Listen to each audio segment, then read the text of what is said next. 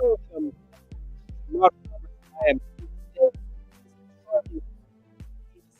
the Disruptor Charlie. I don't know how to say the last name, but we're rolling with it.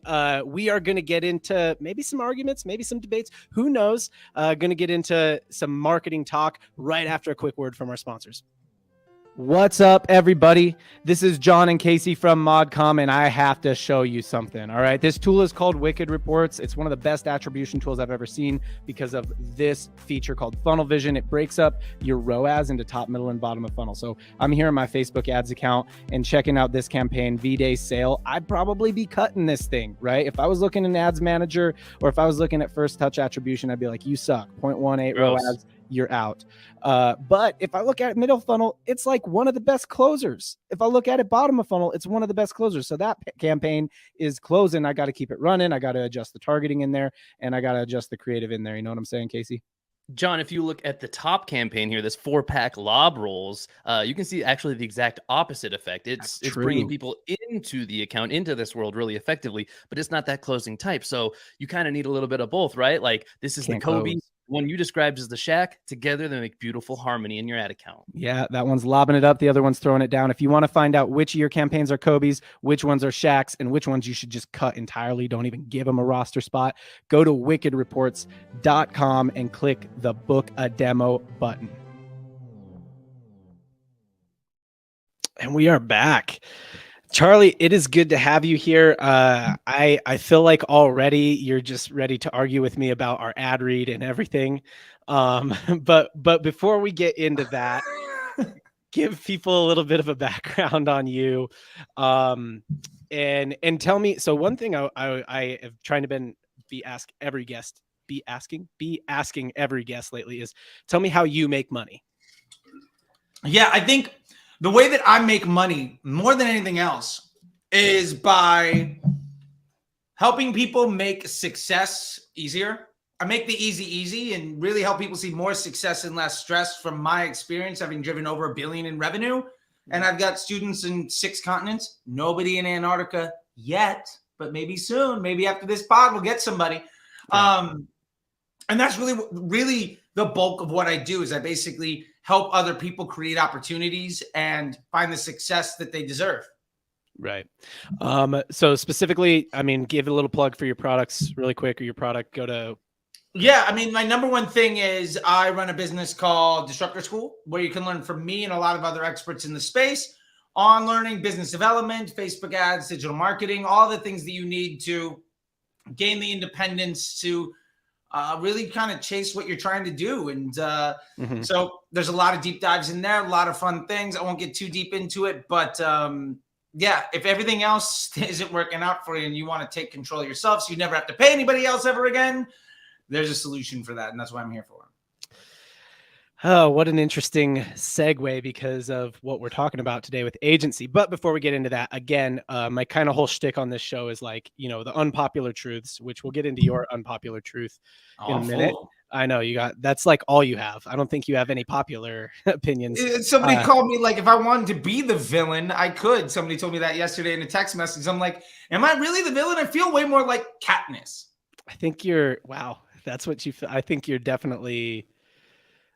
you're like a Gale, you know what I mean? Like controversial, like you're like, I'm not afraid to do what needs to be done, you know?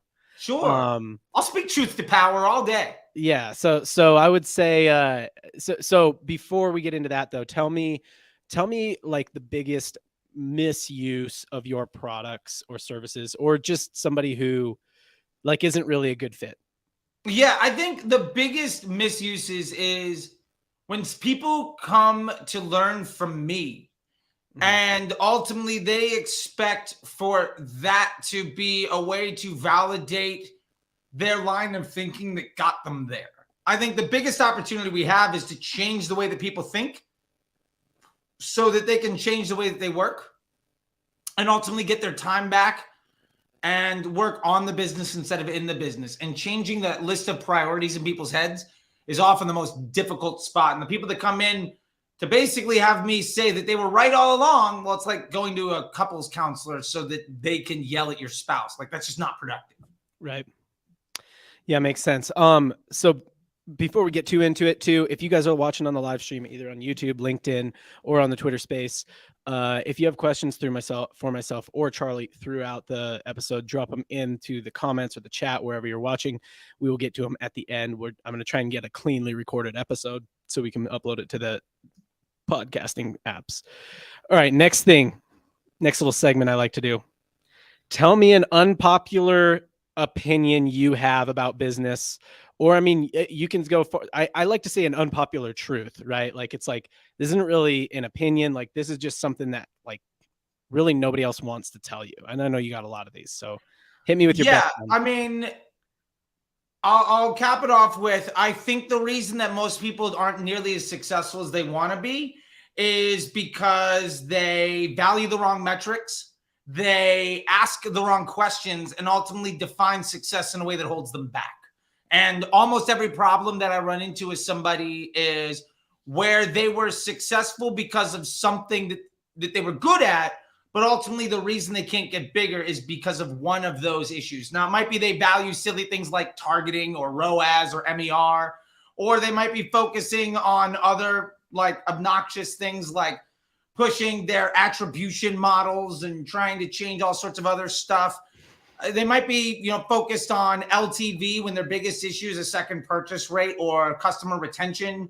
I think people are just so myopically focused on whatever screenshot somebody put up out of context that is doing better than them, comparing themselves to other people's outsides. So I think that's the biggest pain point in coming in is just people are, again, asking the wrong questions, valuing the wrong metrics, and defining success in a way that ultimately inhibits their potential.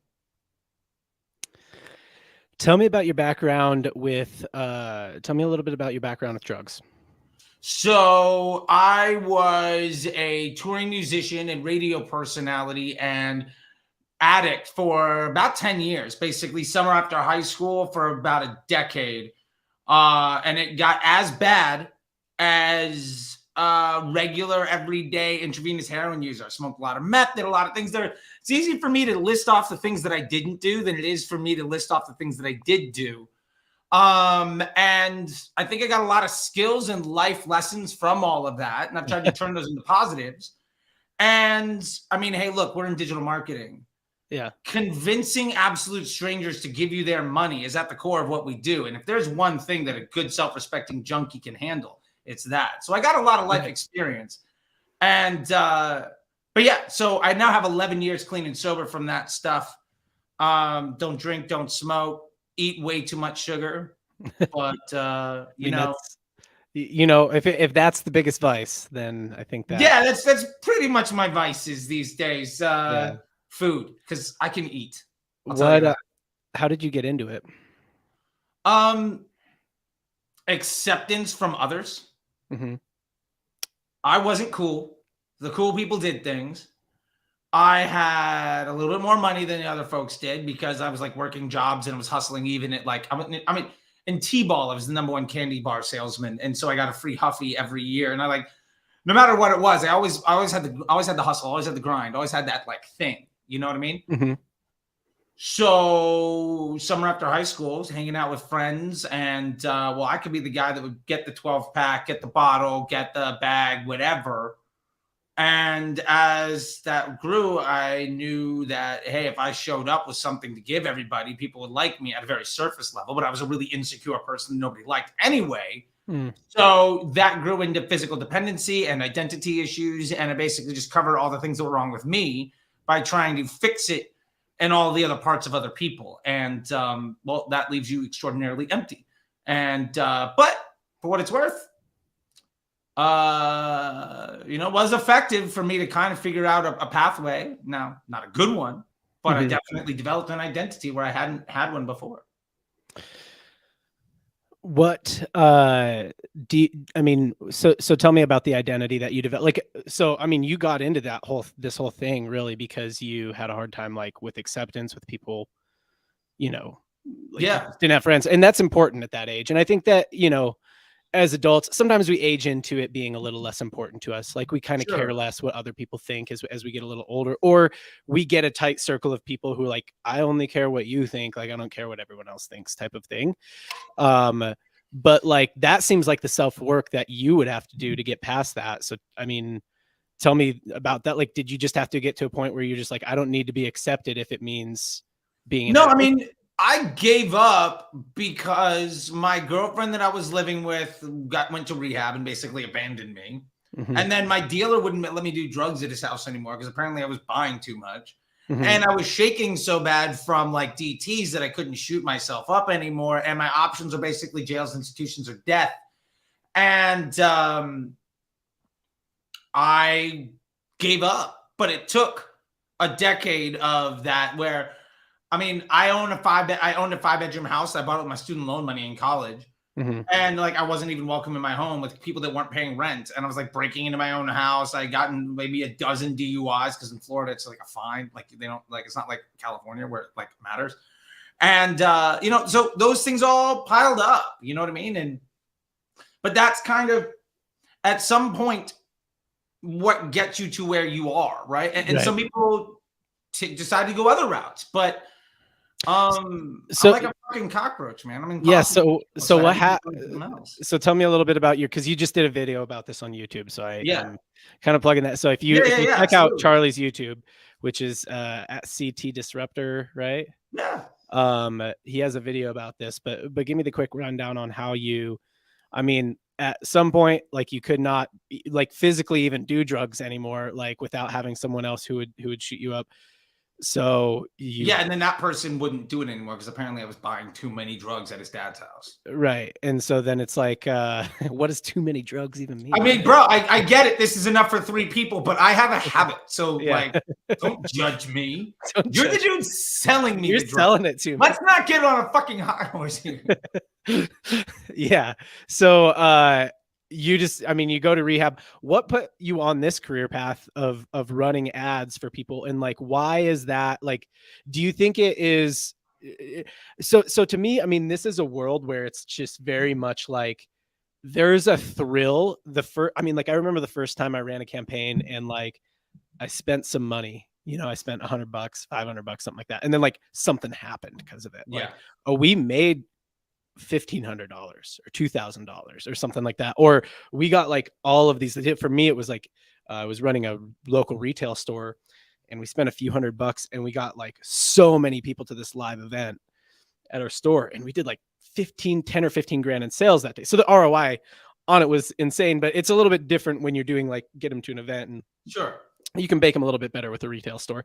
But I remember that, like, that's almost like there's like a little hit there of dopamine. I think maybe not to the degree as heroin, the same degree as heroin, but probably not. But it's not terribly dissimilar. Like, I mean, you're filling the parts of you with stuff. Yeah. Right. I think it gives you the self-worth, right? Like, because you were looking for your own identity and self-worth in something else, right? Yeah. And then you gave that up, but that didn't mean that you didn't still have that hole you're trying to fill. Exactly. And so then you learn like, oh, I can do this other thing. Like I can make rain. Like once you realize like I can make rain, that starts to give you self-worth as well. And I think, back to your point earlier about, kind of your unpopular opinion that there's just a lot of people out there that give, poor advice or advice that like they just have egos. It's because of that, right? It's because they've created this self-worth that like, I'm a rainmaker. I can make rain. I've made rain before.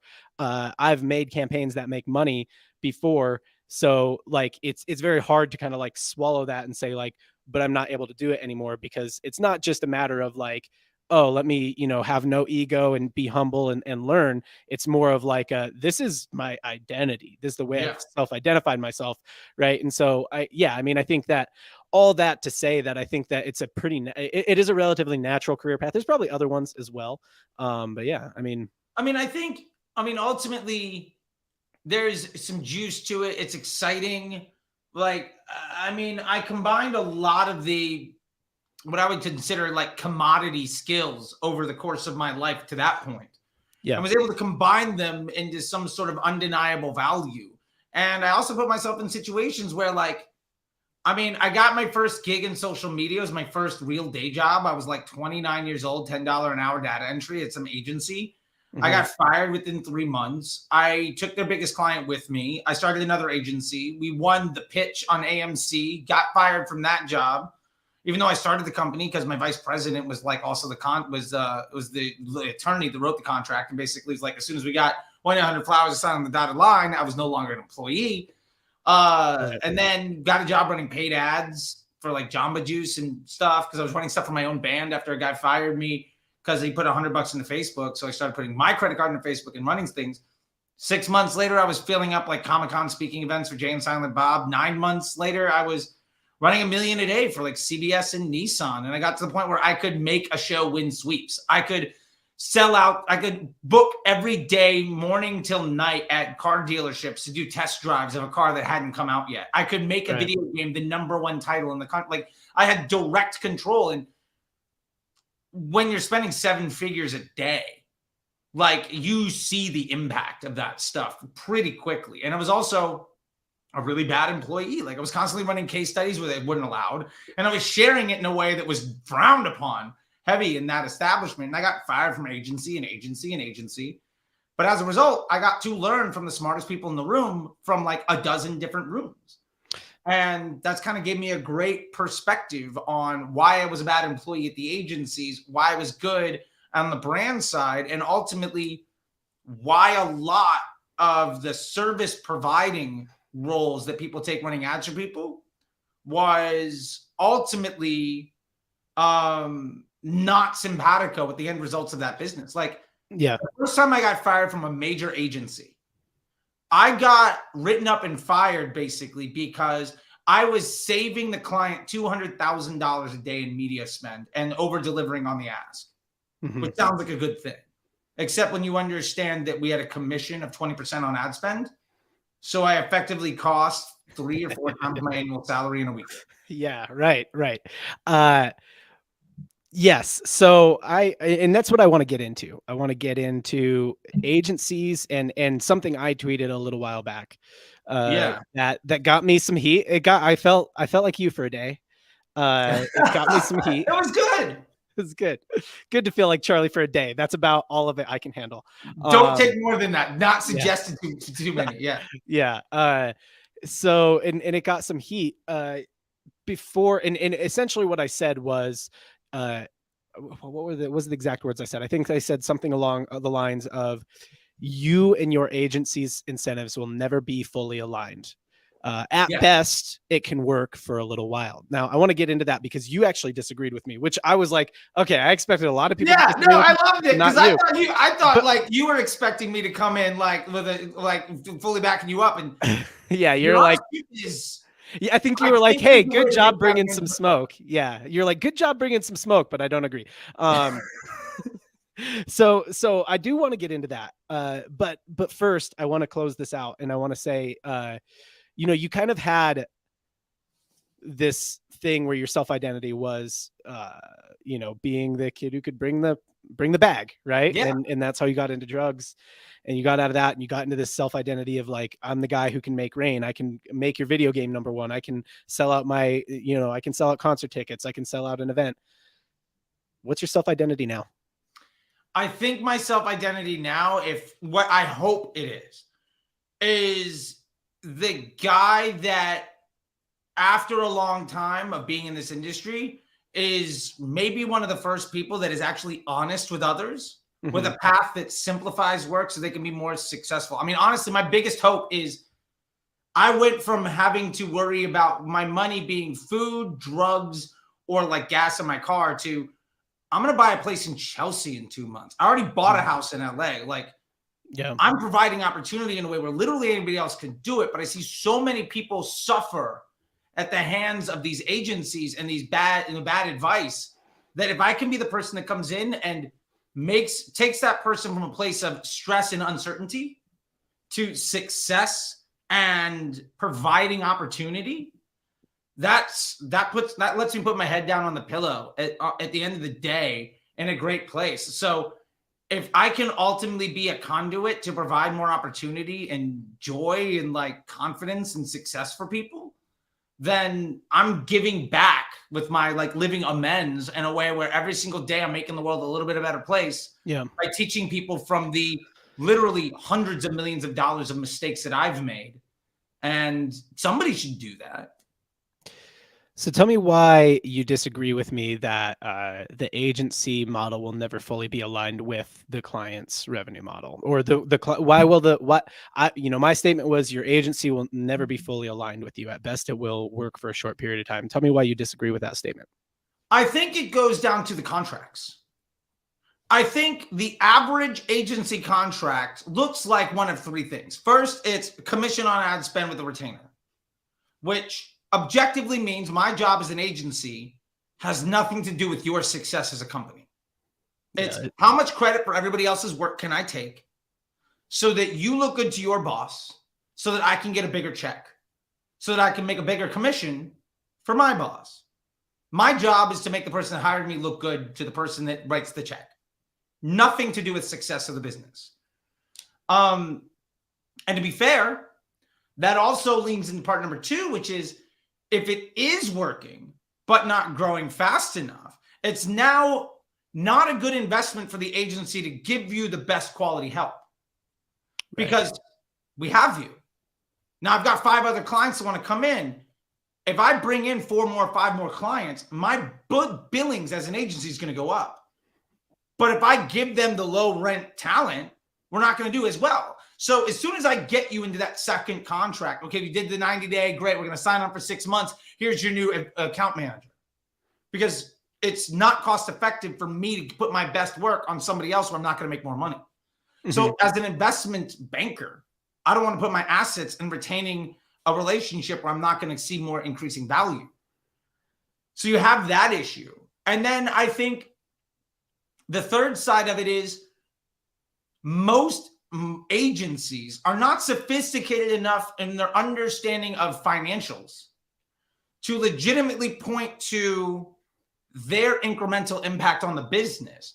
And so they focus on performance incentives. But a performance incentive has nothing to do with success of the company.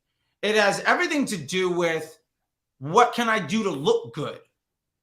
And if the company grows, great. But like you're talking about, I can make rain. I would say, I know, I'll try to be nicer because Nick was texting me. He's like, bro, you can't talk like this and then get on, like, do things. So like the Anil Shackelford inside my head, just trying to be a little bit, oh, look at who just popped in. Nick, as I said, Shackelford, we were just talking about him. Quite literally, it was just like, Nick, you can't be talking like this. So let me try to phrase it another way. Nick, it's funny. I literally just edited myself based on our messages. And then you pop in like, man, ears are burning. I love it. I will say this. I think there are a lot of people, to use the analogy you used earlier, John, about people that can make it rain. I think there's a lot of folks that were dancing so long that ultimately what they did well was be around when it rained. And there's a lot of folks that ultimately their claim to fame as a quote unquote rainmaker is their ability to sign the client that is successful. Their ability to see that there's a rainstorm coming anyway. Sure. And get in with that client, you know, that it's like, hey, it's going to rain for them anyway. If I get in right here, it's going to seem like I made it rain. Yeah. You know, and to that point, oh, I guess it was muted on this thing. No, we're on. Okay. You've been muted. Boom, You've been muted this whole time. Yeah. Oh, my bad. Oh, well. Anyway. I just realized actually, but you're good. Okay. Well, there we go. My bad.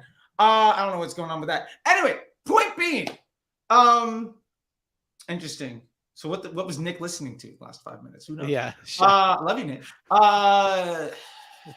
My point here is that I think I've been in a situation where I've been attached to brands that were successful, whether or not I was there. And I think there are a lot of brands that don't need paid social to be successful, but they need somebody to handle the paid social. To be fair, as a paid social guy, I've hired email marketers. Like one of our friends is one of the people that I've hired for Under Outfit. Yeah. And do I know if that person is the best in the world? No. Do I have confidence they're going to do the job as they describe? Yeah. And I just need an executor. And sometimes that's okay. Right. So that's essentially where you disagree with my statement that your client incentives and agency incentives will never be fully aligned. That's why you disagree, because in some cases, the agency literally is just there to be an executor, and it's like, we're paying you X for Y deliverable or service, and and so like it's a good relationship. And my point is, yeah, that's a good relationship. That works for a time. That's exactly what I meant. Don't hear what I'm not saying. I'm not saying don't use agencies. I'm not saying agencies can't be helpful or useful, or in some cases, in many cases, a better option than trying to do something yourself that you don't know how to do. What I'm saying is that the agency incentivization model is not aligned with the client incentivization model. So even if you're hiring an email agency, they're not incentivized, if you own the brand, the same way you are. They're not incentivized to grow the brand or to grow the contribution margin or to grow. They're incentivized to execute what you've paid them to execute as efficiently as possible. By as efficiently as possible, I mean with as little human resource dedicated as possible to give you to do the job that, the way that they've said that they're going to do it. So that's my point, is that yeah. I mean, I agree with that, but I also think there's another way of running your contracts, and ways that I've done it when I was building agencies. Like I built several 7-figure agencies over the years. Yeah, specifically as a paid media agency. Specifically as a paid media agency, where actually what I did was I constructed my contracts differently. Okay. And I did a great interview with this woman, Cynthia Sandoval, at the Whaleys. And here's the contract construction: is I'm taking a flat fee. Mm-hmm. I'm not taking a commission on ad spend. I have no performance incentive, but my flat fee is going up on a consistent cadence. Let's say, for instance, I'm charging you, for the purpose of this conversation, $2,000. And every 3 months, I'm going to raise that rate by $500. Mm-hmm. My job in that scenario is to have you be like, oh, it's only $500? That's great.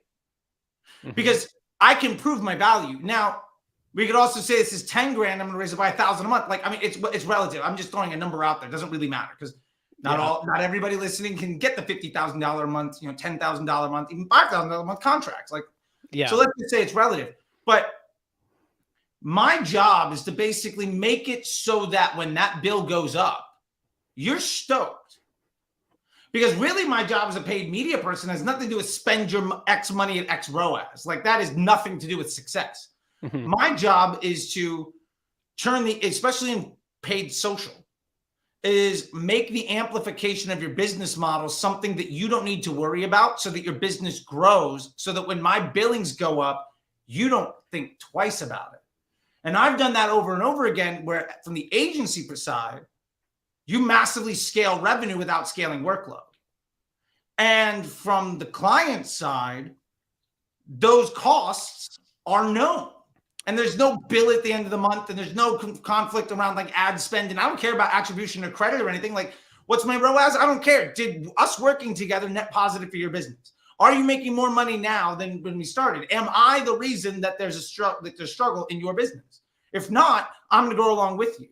Okay. And I'm taking that to easily 5 or 10x billings over several years for agencies. So and then how much effort then are you putting into that? Like, if it's like, hey, our initial rate is $2,000 per month, or $3,000 per month. Let's start $3,000 per month for 3 months, and then it's going to go up by $500 per month.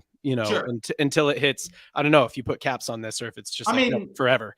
It's basically forever, right? Because so it could go up to 50 grand, right? It could go up. Not a problem. Here's why. 60 grand. But hold on, listen, before you get into it, like it could go up to 50 or 60 grand. How much are you putting, how much like resource are you putting into it on a month to month basis, 18 months in, 24 months in? I mean, if you're doing your job, less and less resources each week.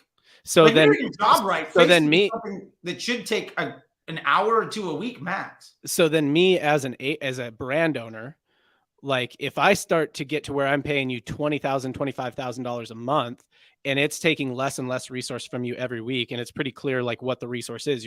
It's like, oh, you're putting new creatives into there, and you're telling me how you're breaking down what creatives you're putting into there. Wouldn't the right thing for me to do, like the smart business decision, to be like, I should hire that in-house instead of paying, $500,000 a year at some point to someone else to do it. Sure. I could hire a pretty high level person in-house to do it. Sure. Maybe even a person who's been trained by this person. Yeah. And I'm not saying that's necessarily the wrong thing to do, but it goes to the point of your job when you're hired as a paid media person. Say it's paid social. For the purpose of this conversation, running Facebook ads as an agency, for this example. My job isn't to spend X money at X ROAS. My job is to help the business grow. So like, if the question is, well, right now we're spending $2,000 a day. Why isn't it $3,000? Mm-hmm. What's wrong in the business? I'm actually I'm installing myself effectively as CMO day one of you bringing me on to run your ads, because it is in my best interest to figure out why the ad spend isn't more. Like when I used to run bigger agencies, the first page of the report wasn't this is how much we spent in the return. It was like, say it's $1 million. This is what we could have done with 5. Second page, this is what we could have done with 2. Third page, this is what we did with $1 million. How much more money do you not want to make next year or next month or next quarter, next term? So, and they say, well, we can't spend that much because of X, Y, and Z. Okay, let's go fix that. Like, just because your execution in the platform is only a couple hours, it doesn't mean that your responsibility in trying to figure out how to grow the business doesn't actually require more time. It's that in the platform execution is 3% of the job. And to that point, my investment in the business and the clients executionally in pushing buttons. And to be fair, I didn't ask you how much resource you're putting into running the platform. I asked you, how much resource are you putting in? Okay, fair enough. So I may have misunderstood that. So yeah, to that point, I'm hopefully putting in less over time. Like if I'm doing my job right, but there are also going to be times where we have to work harder. There are times where we don't have to work as much, right? Like if it's the middle of February and CPMs are fantastic, maybe you don't have to work nearly as hard as like the middle of April when everybody's saying, oh, the world is over, but it's like it happens the same thing every single year. Like there are things to this. And to be fair, if you're good at your job as a manager, your employees and the systems you build should operate better and better, even without you. And to be fair, if it graduates to where you don't need me, that's great. That's success. And if I end up losing a client because ultimately they don't need me after we've gone from 10,000 to 50, the work that I've done there has easily brought me in other opportunities. And so Shaq's on the Twitter space right now. We've talked about this before where we have had clients for multiple years, and it was like, and we can in a very real way, not say like, oh, we weren't just there when it rained. Like it rained because of us, right? Like this business had these pivotal moments because of like, whether it was in ad account or whether it was just our input or whether it was like, we should rework our offer, we should rework our product mix, whatever, right? Yeah. Our input led to some step growth in the business. This has happened. And then sometimes the client gets to a point where they move on. Like it honestly, because of how much they're paying us now, it makes sense for them to hire that in-house. It's like, if I'm going to pay, you, Charlie, whoever, my agency, $500,000 a year, And what they're doing is they're essentially acting as my, like, my outsourced CMO. It's like, well, okay, but now you're paying them $500,000 a year. And you know what you can actually afford is a real CMO, a real in-house CMO. And Sure. that is all I'm saying. Okay. So again, I'm not saying don't use agencies. I'm not saying the relationship can't work for a time. It totally can. And like I grew an agency, I built an agency, I sold it. And then I ran Performance Restructured. And like, I love the agency world.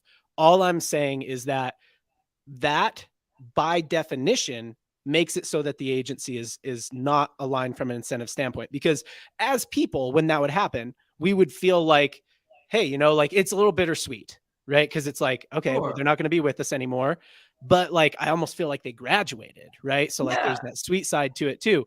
But like, I mean, if you're just looking at your agency business on a spreadsheet, it's all bitter. It's not like you lost a whole lot off of your top line, and probably some off of your bottom line as well. So I'm not saying that that's a bad thing. I'm totally saying, like, the best agencies, the most moral agencies do it like that, right? And they acknowledge that at some point you're going to move on, right? Yeah.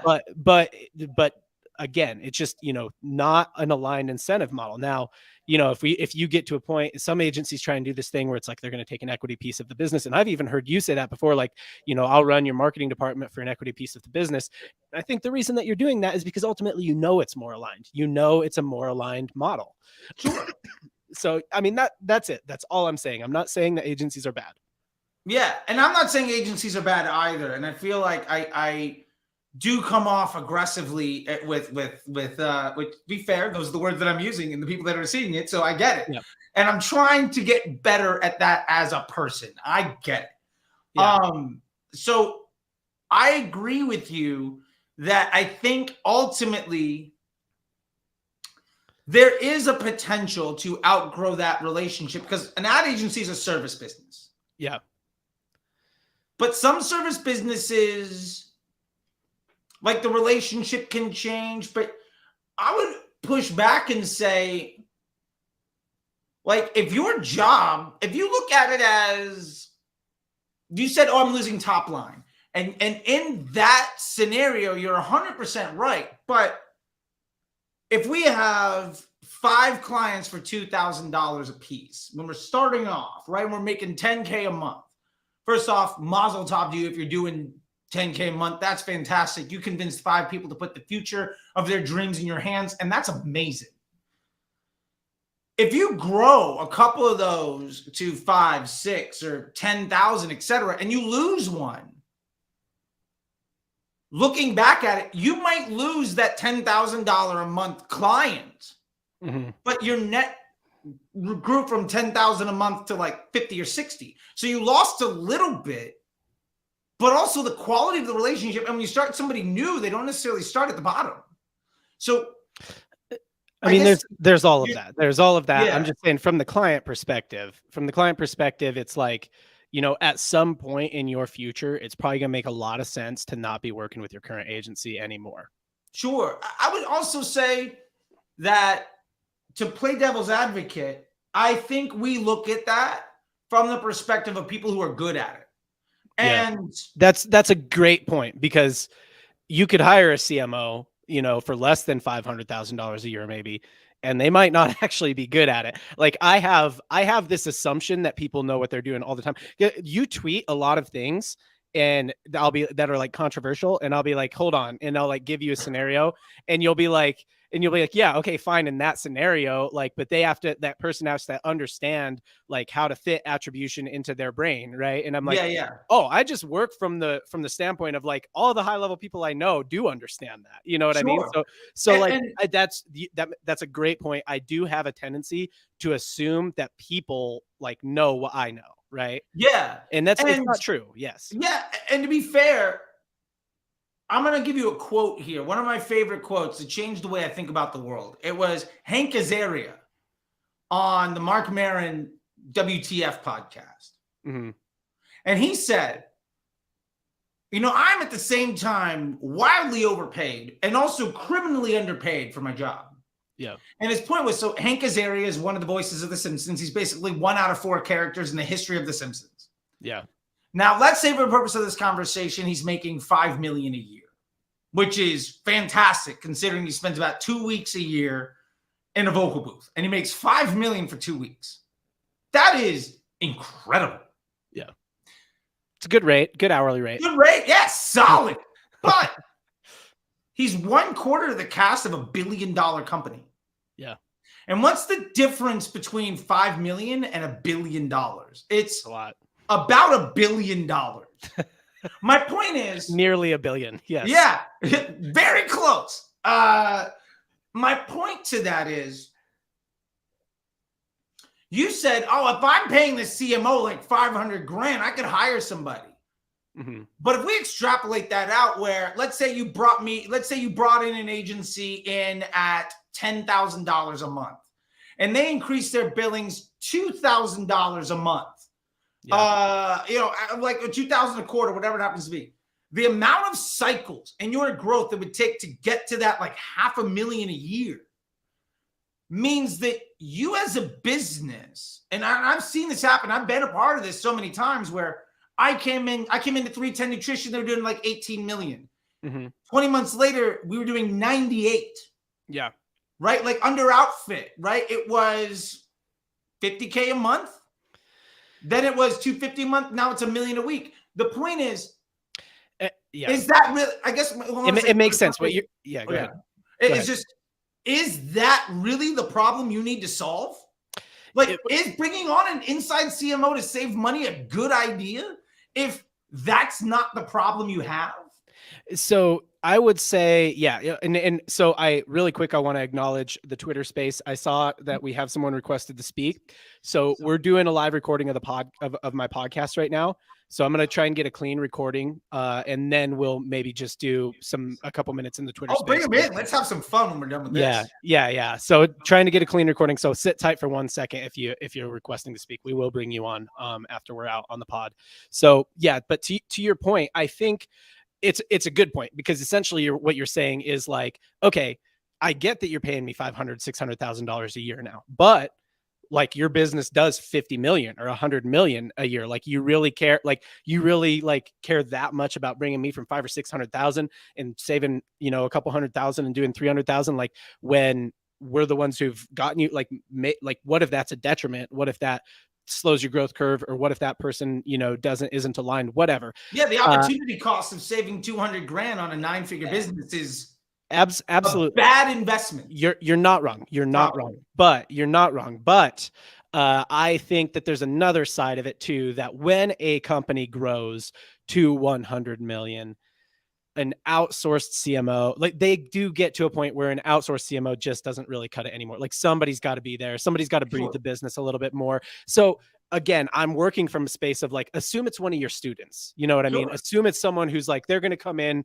they're going to know what they're doing. So assuming they can get that person who knows what they're doing, I think at a certain point, it's like, yeah, you need someone. It's not fully a money saving thing.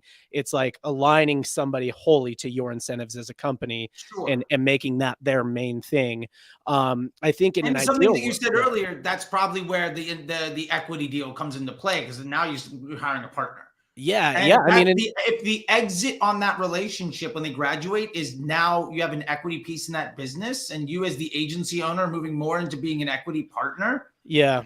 So we've tried that. So that's because we thought that same thing. It's structured for a while where it's like, okay, once they get to a certain point and they're ready to go, like, why don't we just start to take equity pieces and stuff like that, and then like maybe work with them a little more closely. The problem is once they get to 50 or 100 million, they don't want to give up equity so easily anymore. Like they would have given you some equity when it was like $1 million, but it gets a little bit harder to get them to give up any equity piece at that point. So and then even then you could try and buy in, but it's like that's a much bigger, like you're talking about a whole different business model of like venture capital trying to buy $100 million businesses. So, and to be fair, if you've raised somebody from 3 million to 50 million, like if you waited that long to buy into the equity, it's way more cost effective for them to never give you any.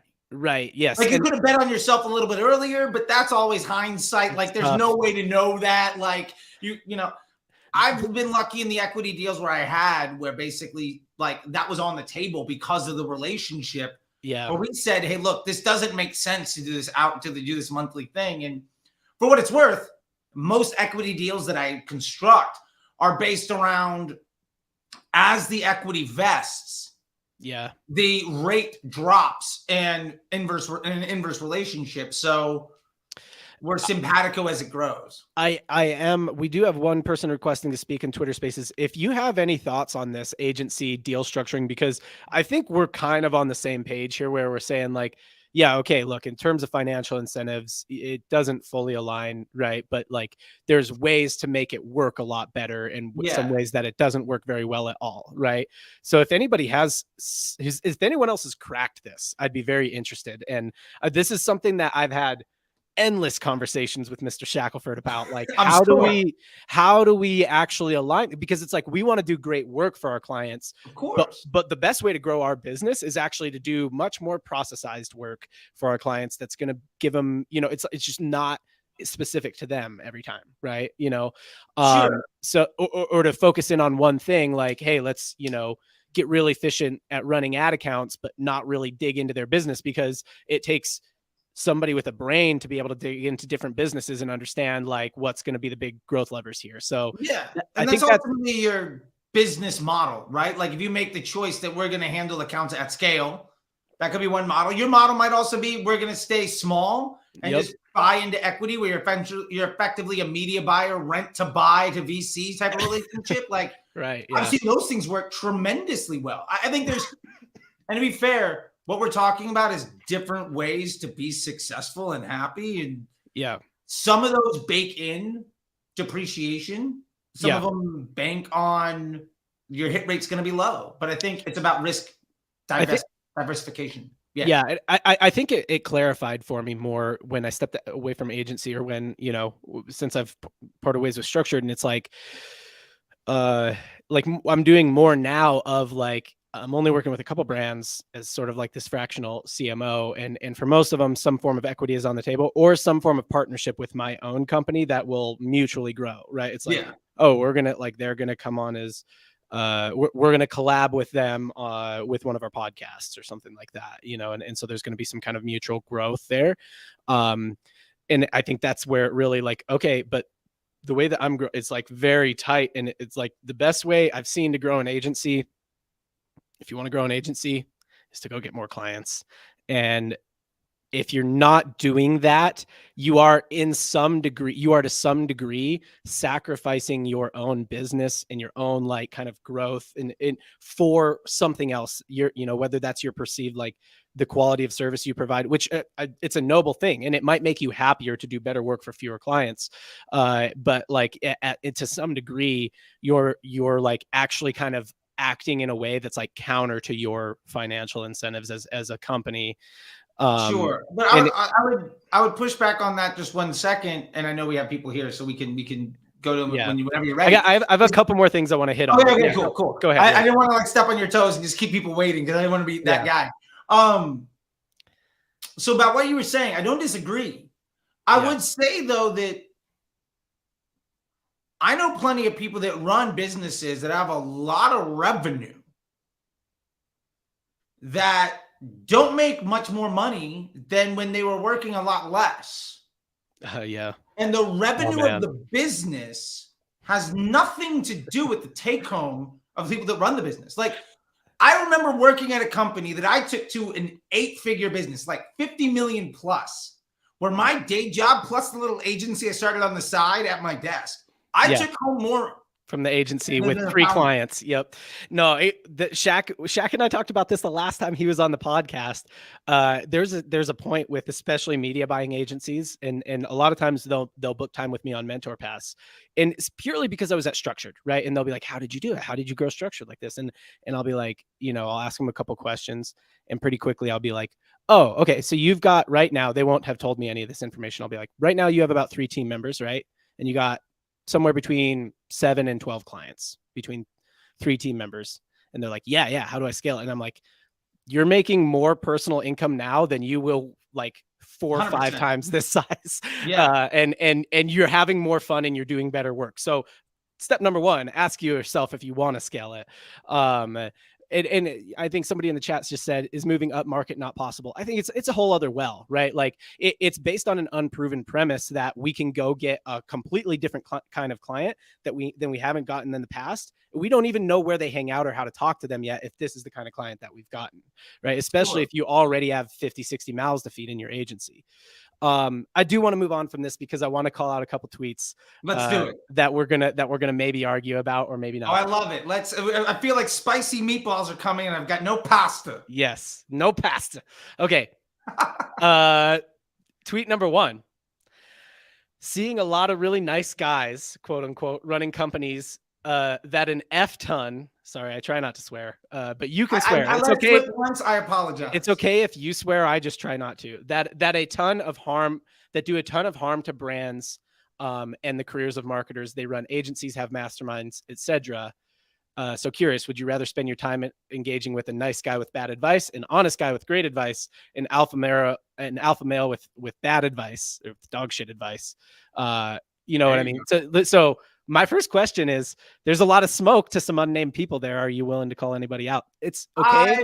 It's okay because at this point they've probably blocked you on Twitter anyway. I mean, so maybe. Apparently, I've got that thing was going around about how many people have blocked you, and apparently I haven't seen a screenshot with more than me, so I guess I win.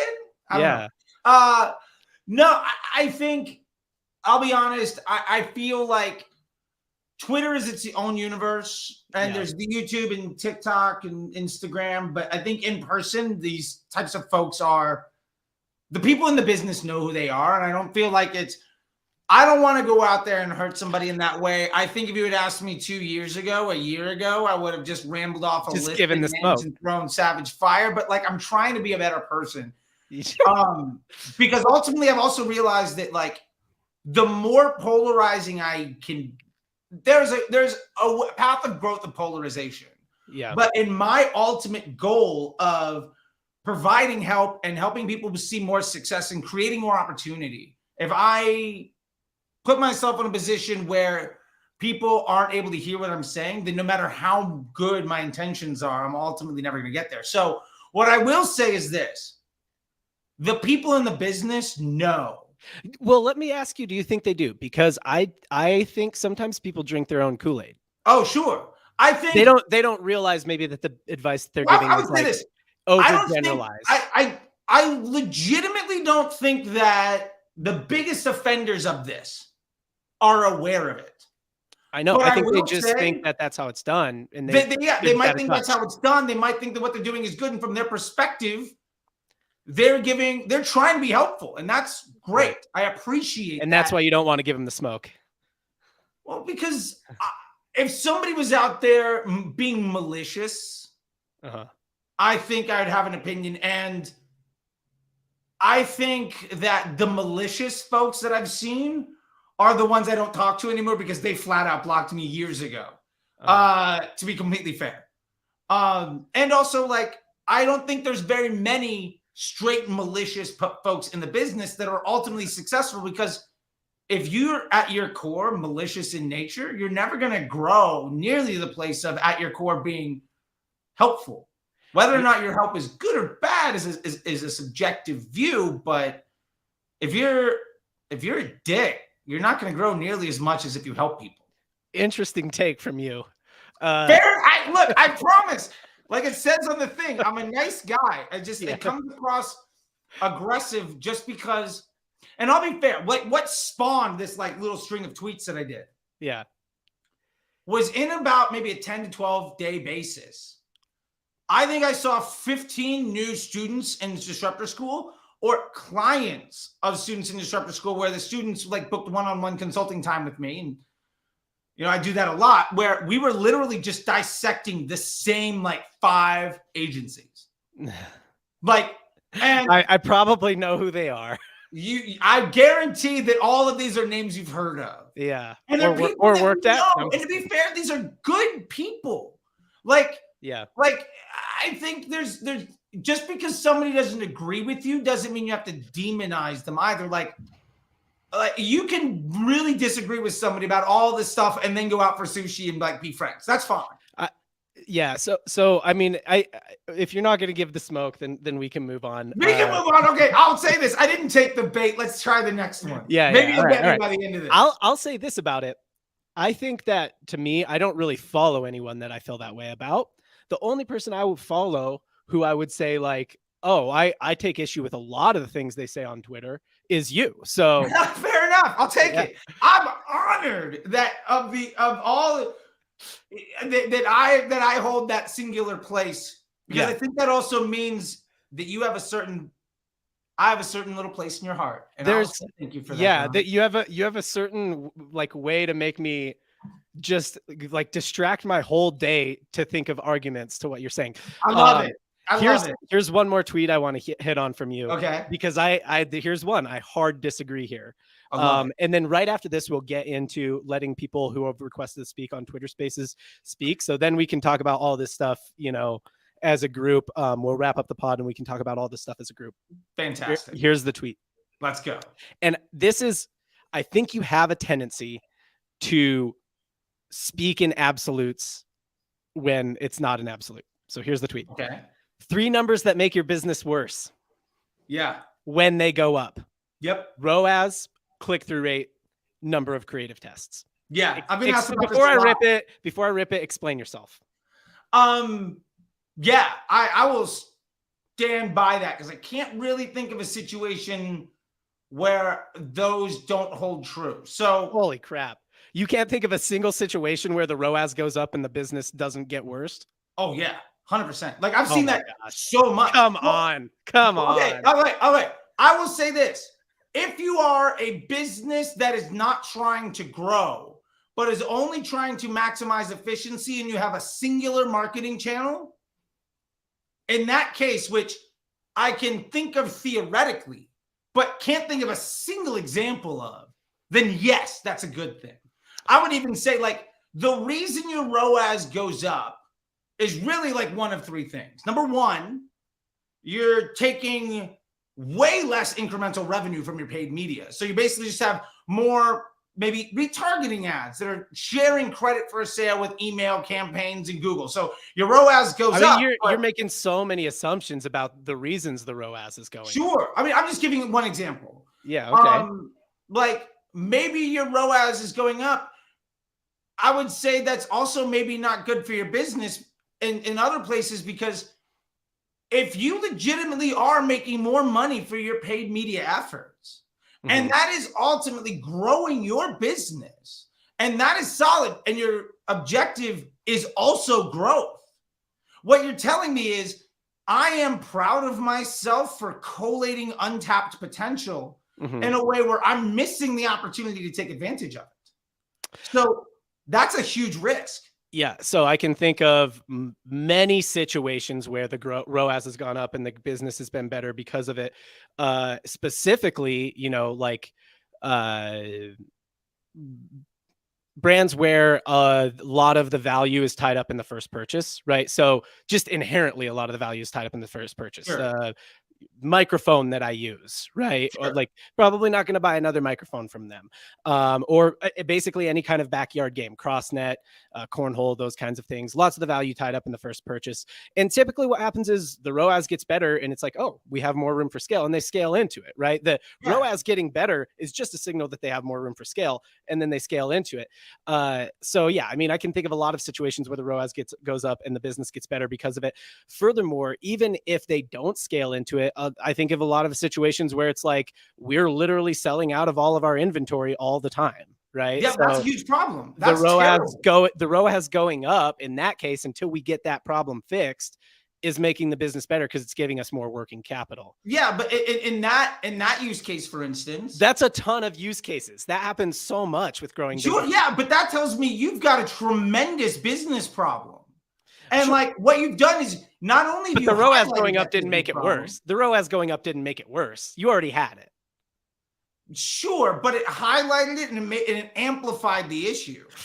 Because now you're running out of inventory faster when so it's true. You should run worse ads and run out of inventory slower. It's a great point. I'm not saying, also, I don't think ROAS has anything to do with the quality of the ads. That's also a complete myth, like in my opinion, because let's break this down. What is ROAS? ROAS is AOV, which probably we can't control, divided by like the attributed revenue from ad spend, which means ultimately you have to trust attribution and be able to track a customer journey. I can't tell you so there's a number you can't control divided by a number you can't trust gives you really, really bad information to take action on.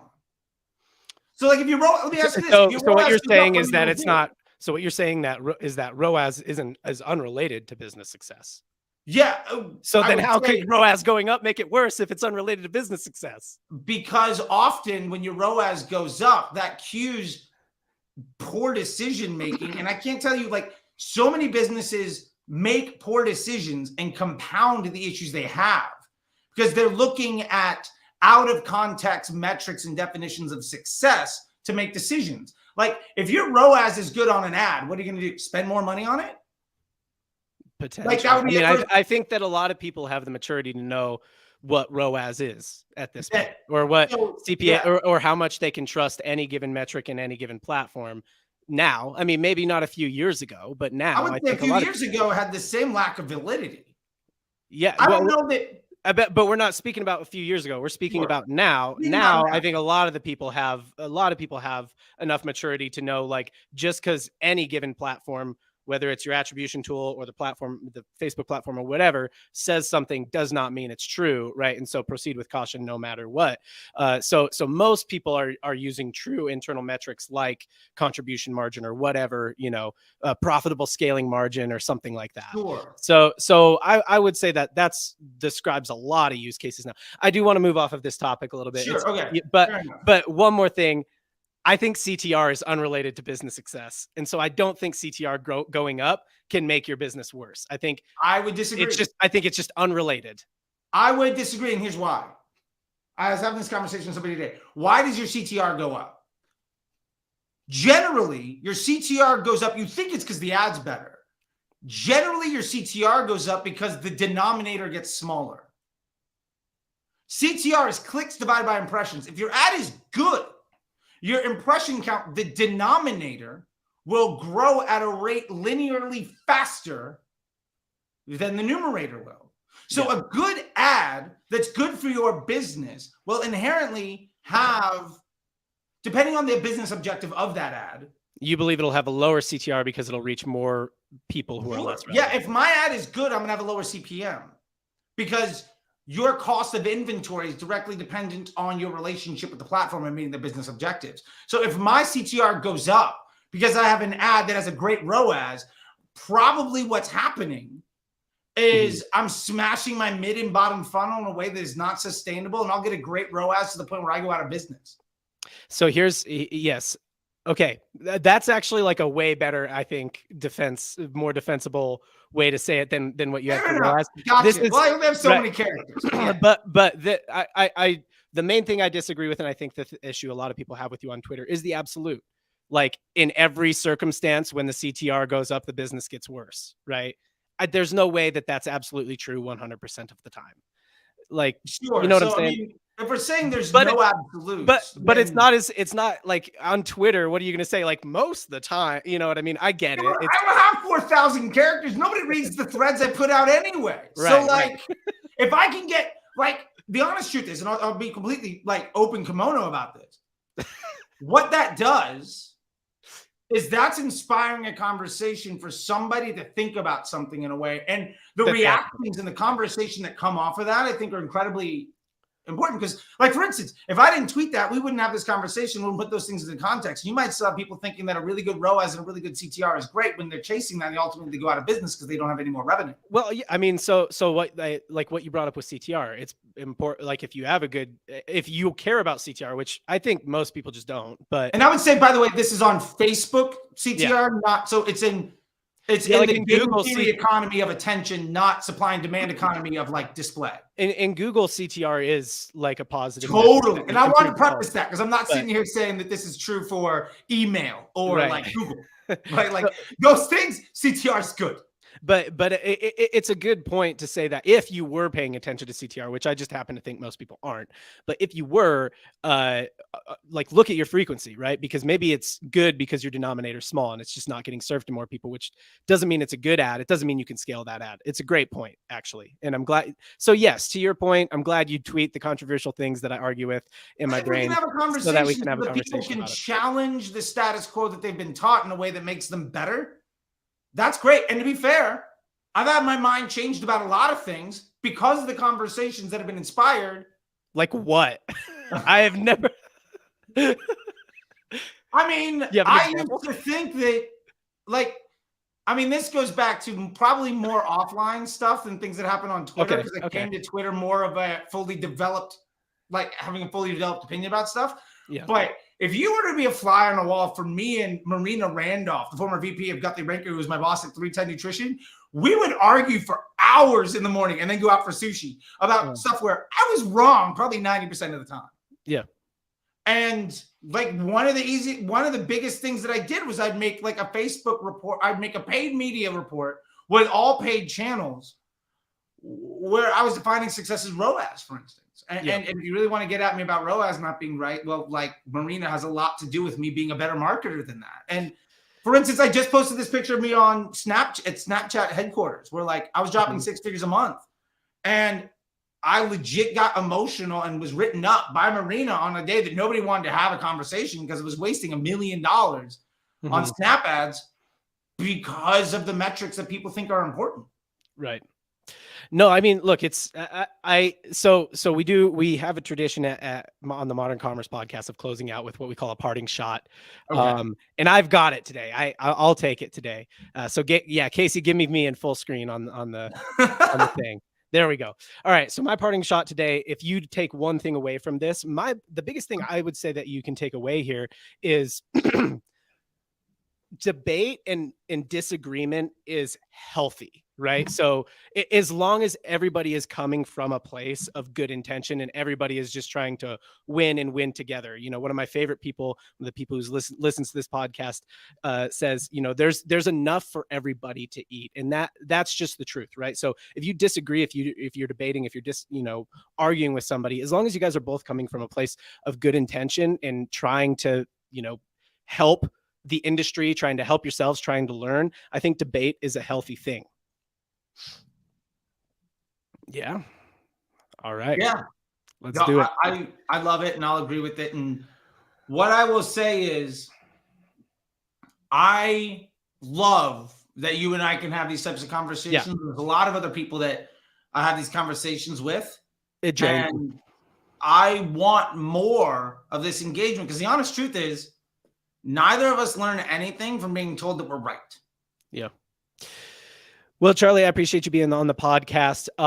Everybody, if you're on YouTube, you can check out. I linked his channel up in the description. It's CT Disruptor on YouTube. He's got a pretty good YouTube channel. It's all right. It's pretty good, I guess. Thanks, no, man. Hey, look, you know, I'm doing a thing. I was like, yeah, he's doing some stuff over there. Just check it out. You know, yeah, it's helpful if you want to learn how to do digital marketing. Yeah, it's really good. It's really good. I should pitch it a little bit better. Oh, thanks. You know, it's all credit due to Dara Denny. She gave me her editor, and I exploded afterwards. So, I know. I met that dude. He seems pretty legit. Miguel is legit. If you want a video editor, I'll give you his information. Like, I don't make anything off of it, but he's a dude that's doing really good work. Yeah, and he can handle more bandwidth. So I can only shoot so many videos a week. Definitely check out Charlie's YouTube channel. And here's what I'll say about the Disruptor School. I think that what you're trying to do, you're trying to put a good product out into the world. My disclaimer for Disruptor School, before you just go and buy in and become a Disruptor School student, consume Charlie's content somewhere. Totally. Because if you go in not having known and not really knowing what you're stepping into, it's going to feel like a minefield. Yeah, I will 100% agree with that. And I don't want your money right away. Absorb all the free stuff. Like I would say personally, my goal is to have my free stuff be competitive with what most people are charging for. And when you're ready for more, you can come to me for that. Yeah, absolutely. So everything should be linked up in the description of the podcast app or the Spotify or the whatever you're listening on or watching on. If you are on one of the audio apps, please rate and review. That's very, very helpful for us. If you are on YouTube, please subscribe and hit the bell so you know when we go live and have discussions like this. Charlie, it's been good having you. Really enjoyed it. We'll sign off on the podcast now, and we'll head over to the Twitter live. Thanks, man.